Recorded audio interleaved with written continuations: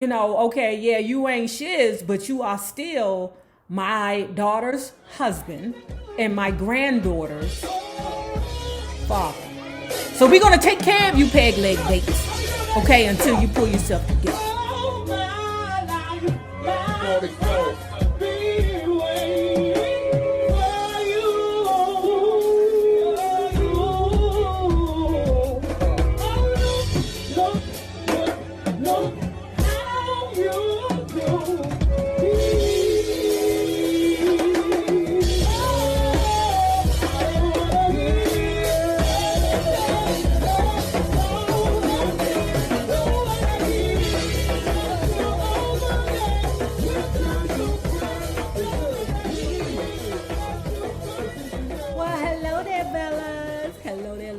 If you have not already done so, please remember to like. Oh my God, like, y'all. Look, I asked you guys for 500 likes last time. Oh my God, and it went beyond. Guys, let's see if we can get to 600 likes, guys. When I asked what, I'm like, I'm not gonna get 500 likes. I'm not gonna get that, but I got it. And if you are not already a part of our book club, please remember to hit the Patreon link below and/or the join button here on the YouTube, and for a small monthly fee of $5, you babies, yes, you can be privy to all the shenanigans before the YouTube gets it, if the YouTube gets it. Now, let's talk about Mary Wilson's Dream Girl, My Life as a Supreme, Part 2. So before we get started, we must talk about sponsors. Sponsors, Nay, you opening your channel up to sponsors? Answer yes, but only to my book club members only. You deserve it, okay? Today's sponsor is empowerment.net. We'll speak a little more about this later on in the video, but right now, let's get to it. We have a young Mary Wilson, a pissy Mary Wilson. What's that you say, Nay? Pissy? Pissy. I did not mention that before, okay? But what I did mention was that Mary Wilson had bad nerves because her mother, IV, gave her mad anxiety, okay? Have you ever met a person like a supervisor or something, no matter what you do, it's not right? And that was the kind of mental torture that IV, her mammy / aunt, was imposing on young Mary, okay? And some people don't even understand what they're doing. Some people just make things difficult before they make it easy by nature. Those kind of people I stay away from, okay? Mary Wilson had bad nerves, right? The mother / aunt, IV, had decided, okay, look, she peeing in the bed. She about 12 years old now. Why is she peeing in the damn bed, okay? They take her to the doctor. The doctor say, Miss IV, your daughter / niece has bad nerves because something's going on in the household that's unnerving to her. Ivy said, oh no, this little girl live a sparkly life. You don't know what you talking about, baby. This is Love American style in our home, okay? So you can kiss my ass with that. Nonetheless, it was factual. If you have a child, and I'm talking to you, okay? If you have a child at home that's past like 9 years old or 7 years old that's peeing in the bed regularly, listen, bitches, listen. There's something going on with your child. I'm talking to you, bitch. If your baby is peeing in the bed, there's something going on. Either somebody is touching that baby or you beating her too much. The summer of 1950, Mary Wilson's favorite aunt came to town. Aunt Johnny May. Johnny May, as we know, is not her aunt. It's actually her mother. IV, as we know, is actually her aunt and not her mother. This year's visit was somehow different. Aunt Johnny May stayed longer than usual this time, and there was tension in the home. One day, while I was outside playing, our neighbor, Ruby May, approached me. I heard your mother is coming to live with you. What do you mean? I asked, surprised. I live with my mother already. No, child. IV ain't your mommy.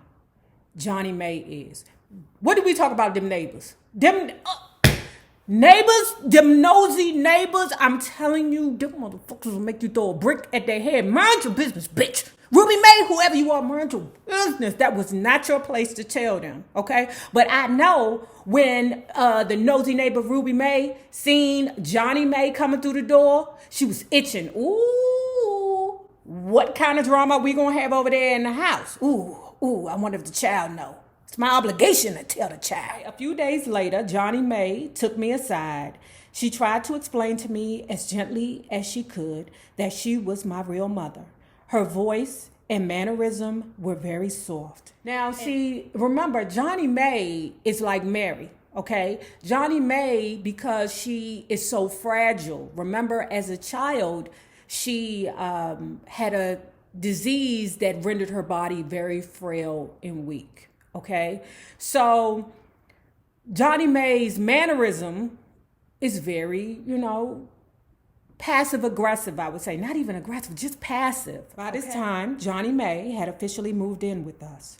My younger brother, Roosevelt, and sister, Kathy, or Kat, were still living in Greenville with grandmama. Now, Murray Wilson said that although everything that was going on in the household right now, is confusing and a blow to her head because, all right, you mean to tell me that my mama is my aunt and my aunt is my mama? Could you imagine that? That is so confusing. But I hate to say it, but it's normal. It's normal when it comes down to African American families. Instead of giving babies up for adoption, when the mother is not quite ready, you just give it to the family, okay, to raise, right? And if it come out later, it come out later. We just deal with it then. Young Mary Wilson loves and adores her new mammy, Johnny May, okay? She's soft, she's gentle, she's everything that Ivy is not.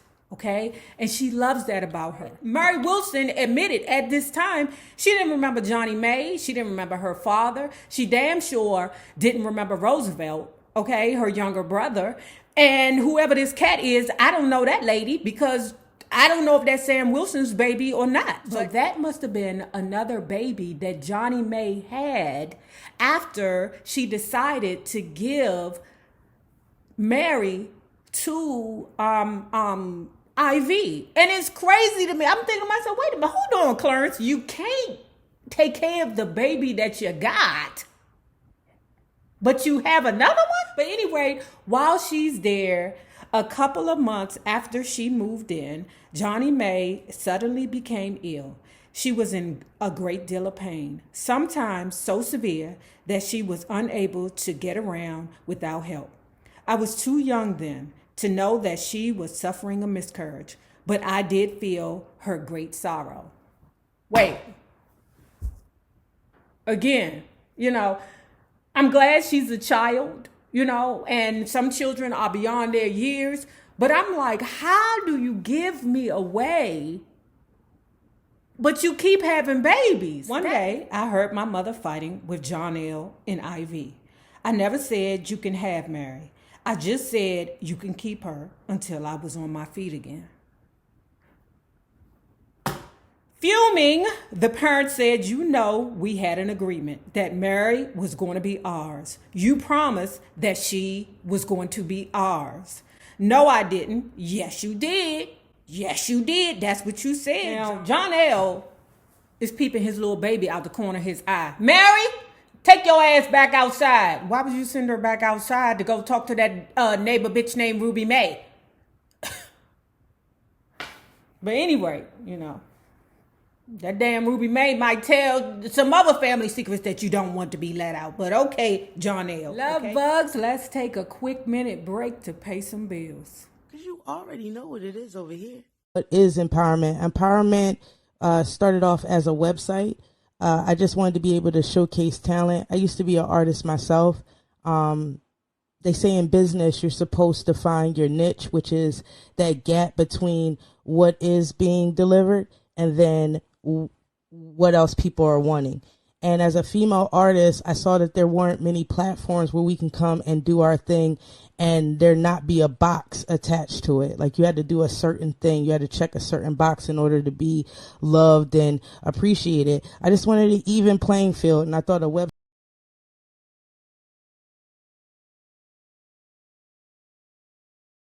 So the concern with Ivy and John L., her parents, okay?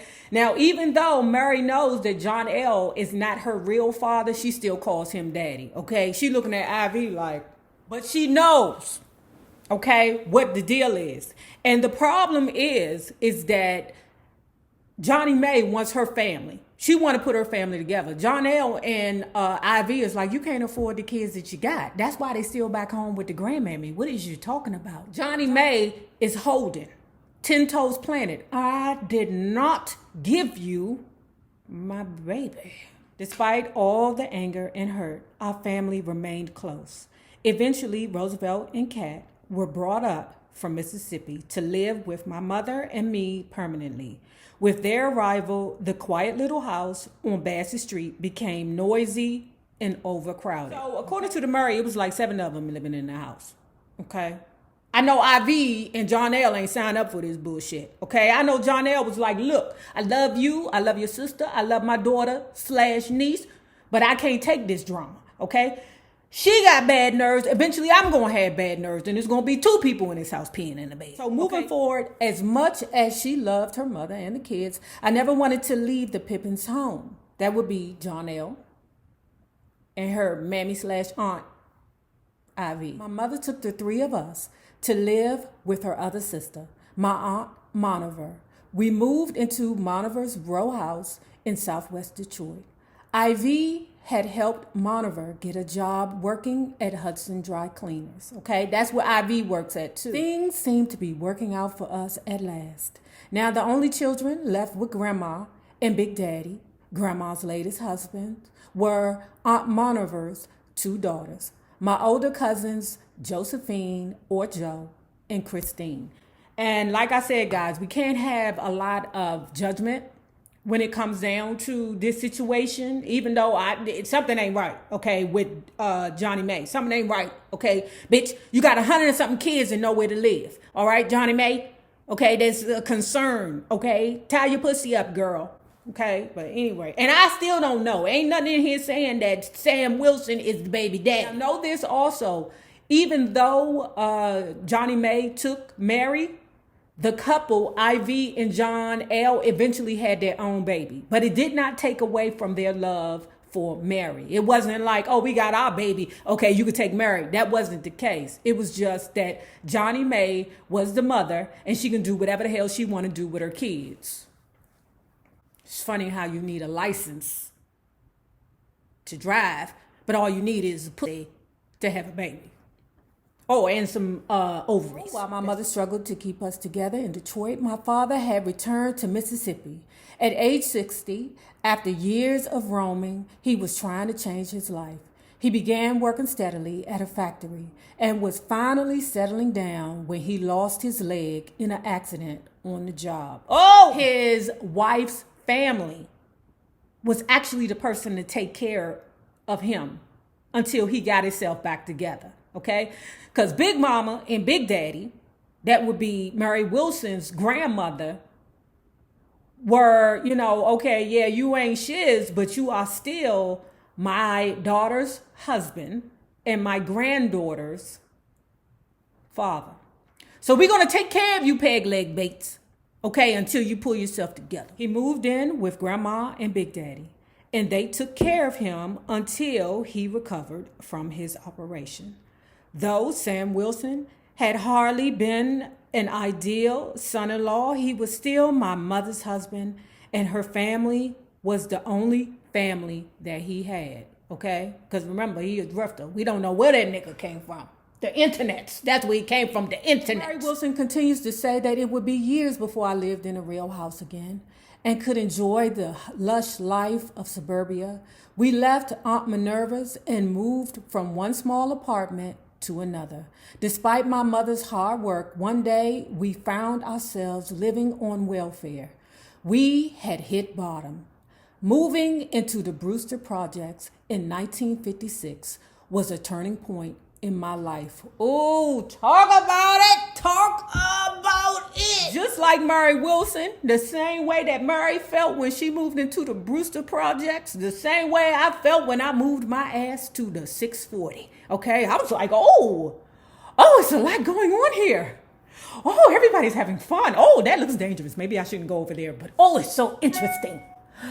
Yikes. Oh, God. Leave that puppet alone. Run, puppet, run. Living in the hood is like the most magnificent, disturbing experience that you will ever have in your life.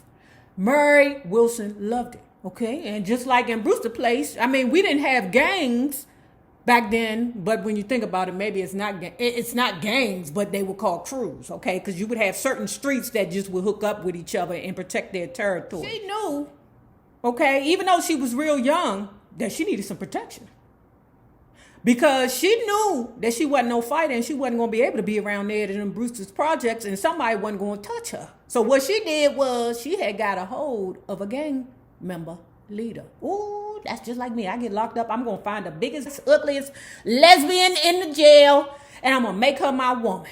Okay? I'm going to make her my woman. Smart move. Mary Wilson. She young. She sound like she probably like 14 something years old. The leader of the gang. I don't know how old the leader of the gang is, girl, but she was like, you come here.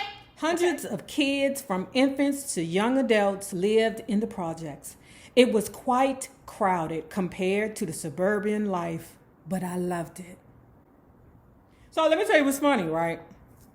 You know I told you Mary Wilson ain't no fighter, right? So she walking around minding her business, looking out for the unicorns, okay? Walking around the Brewster Project looking for a unicorn and a rainbow, okay? Till she bumped into this big, bad, ugly bitch. Not my words, those her words, okay? She bumped into this big, bad, unattractive woman who whooped her ass, okay? But I guess after she whooped her ass, she felt sorry for the girl because then they became best friends and nobody messed with her ever again in the hood. I was in the 5th grade when they began busing us from the projects to Algers Elementary in 1956 to integrate the public schools. Among my new classmates was Carolyn Franklin, the daughter of the Reverend C.L. Franklin, whose New Bethel Baptist Church my family attended. New Bethel Baptist Church was probably the most famous church in Detroit. It was a huge, beautiful church, and the Reverend Franklin was certainly one of the most engaging speakers around. Now, let me tell y'all what I just learned today, okay? This is what I learned today. That the nurses in the church or the ladies that, you know, have on the white outfits, the white gloves, and the little white nurse shoes with the nurse stuff. Oh, my God. I never knew this. My grandmama was one of them ladies, okay? According to the Mary Wilson, she said that they were on call, standing around just in case one of the ladies fell out in the congregation. Their job was to fan the ladies.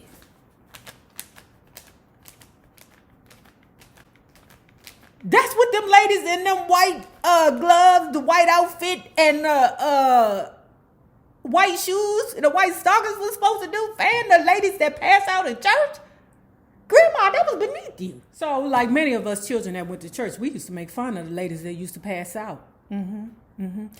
Mary Wilson and her little brother used to be like, oh, it's going to be that lady right there. The lady in the pink. Mary said, she ain't going to pass out first. It's going to be that other lady on the other side in the green. Man, it's going to be the lady in the pink.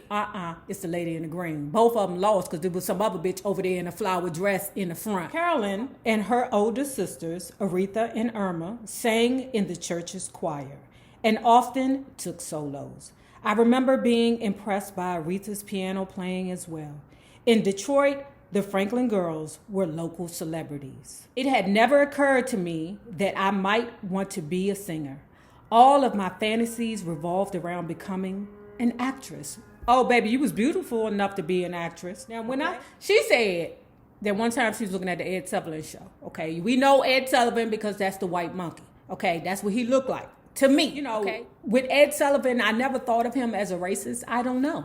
Okay, but I would say that him and Dickety Clarky were more so, this is good music. Let's just bring it to the masses. Okay. Now, one day while Mary Wilson was looking at the Ed Sullivan Show, she saw a young, clean-cut Frankie Lyman. Okay, you know, that one that died from a heroin overdose at 14 or 15 or something like that. When I seen that shit, I thought I was crazy. But nobody wants to mention that all them ladies that he was with was inappropriate, if you know what I'm saying. I don't even know if Frankie Lyman was 19. How old was Frankie Lyman when he died? Because all them women that was messing with him need some charges. That's all I'm saying. But anyway, she is enthralled with the glamour of singing and demanding the attention of an audience. Okay, she loves it, and she feels like, I must think about this. I'm an old conniving thing on the low. I know. Carl Franklin has a singing group. I'm gonna get in that singing group. Now, if you have not already done so, please remember to like, share to Facebook, and subscribe, because it is so important to our success here on the YouTube. Now, remember this. The same people that you meet on the way up will always be the same people you meet on the way down. My naysayers, my patron loves. You babies, y'all better have a good one. Peace.